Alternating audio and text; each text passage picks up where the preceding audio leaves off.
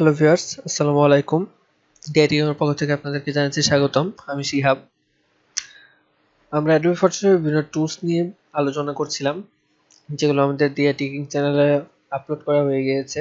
আপনারা যদি সেগুলো মিস করে থাকেন তাহলে এখনই দেখে ফেলুন। আর আজকে আমরা যে টুলসটি নিয়ে আলোচনা করব সেটি হচ্ছে টেক্সট টুল। টেক্সট টুল কীভাবে কাজ করে দেখি। তো এখানে টেক্সট টুলের চারটি অপশন রয়েছে। একটি হচ্ছে হরিজন্টাল টাইপ টুল। এটি যদি সিলেক্ট করি তাহলে এখানে আমরা উপরে কিছু অপশন দেখতে পাবো। এটি হচ্ছে বিভিন্ন টাইপ, টেক্সটের টাইপ। আমরা যে ধরনের টাইপ ব্যবহার করা দরকার আমরা এখান থেকে বাছাই করতে পারবো।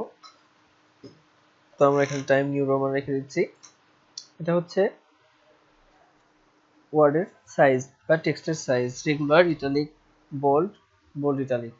আমরা বোল্ড যদি আমরা রেগুলার যদি রাখি, এরপরে রয়েছে সাইজ। তো আমরা একটু বড় সাইজ নিচ্ছি যেন আমরা দেখতে বা বুঝতে সুবিধা হয়। এখানে হচ্ছে স্ট্রং, শার্প, ক্রিস্প, স্মুথ। আমরা এখানে যদি শার্প টেক্সট চাই তাহলে শার্প দিব, স্ট্রং চাইলে স্ট্রং। তো আমরা এটি নাম রেখে দিচ্ছি। এখানে রয়েছে অ্যালাইনিং, আমরা এটি কিভাবে টেক্সটগুলো বা লেখাগুলো কিভাবে রাখবো সেটি। তো লেফট অ্যালাইন টেক্সট, দেখুন এখানে যদি মাউসটি আমরা নিয়েছি তাহলে লেখা যাচ্ছে লেফট অ্যালাইন টেক্সট, এরপর হচ্ছে কনটেক্সট টেক্সট, এরপর হচ্ছে রাইট অ্যালাইন টেক্সট। তো আমরা যদি এটি সিলেক্ট করি, আচ্ছা এখানে রয়েছে আমাদের কালার অপশন। আমরা ইচ্ছা করলে টেক্সটের কালার চেঞ্জ করতে পারবো।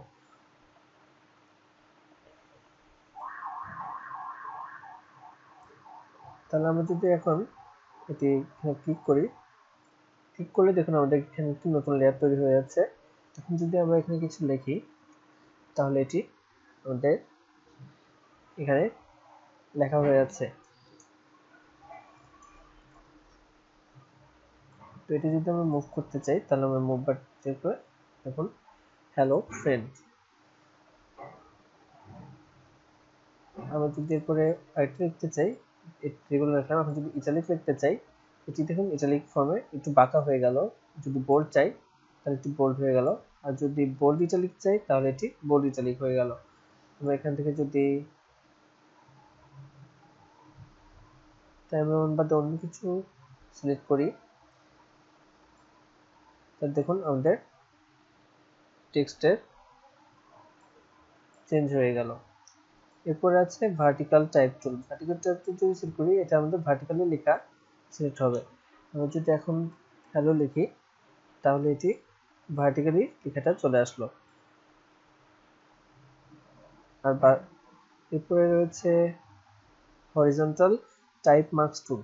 এই মার্কস টুলটি দিয়ে যদি আমরা লিখি তাহলে আমরা এখানে যাই লিখবো না কেন এটা আমাদের মার্কস টুল হিসেবে ইউজ হবে।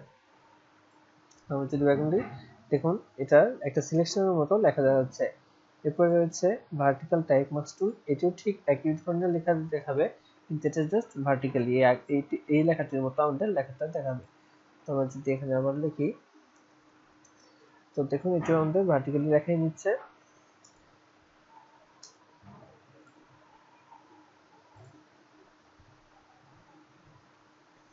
এটা আমাদের ভার্টিক্যালি লেখা হয়ে গেল।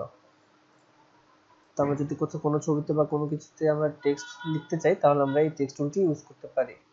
যদি এখানে কোথাও বুঝতে সমস্যা হয়ে থাকে তাহলে আমাদের ভিডিওতে এখন কমেন্ট করে জানান। আমরা চেষ্টা করব আমাদের ভিডিওতে আপনার সমাধান দেওয়ার। আর আমাদের চ্যানেলটিতে যদি এখনো সাবস্ক্রাইব করে না থাকেন তাহলে এখনই সাবস্ক্রাইব করে ফেলুন এবং আমাদের সকল ভিডিওর আপডেট পেতে বেল আইকনটিতে ক্লিক করে দিন। ধন্যবাদ।